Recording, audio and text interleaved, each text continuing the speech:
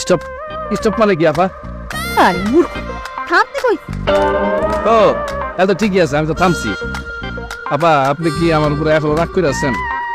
না, রাগ করি নাই, তবে রাগ করে যথেষ্ট স্থান থাকতেন।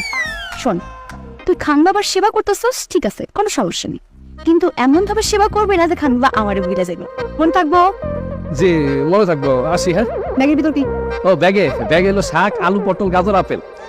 আপেল দে তো আমার একটু, তোকে খাই। কি কইতেছেন আপা? আপেল দিব মানে? আমি তো মাত্র 4টা আপেল আনছি। আরে ধুর, দে। আপা আপা আপা নিয়েন না, আপা আপা নিয়েন না, আপা।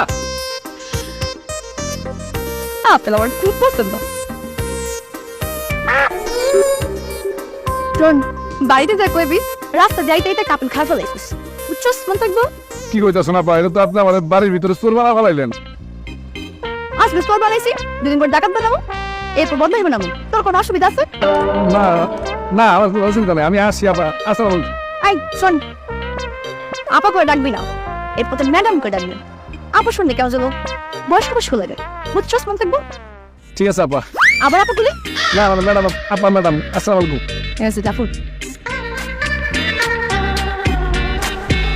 এটা দেখতে খারাপ না, চাকর হইলেও কেমন দেখতে হিরো হিরো লাগে।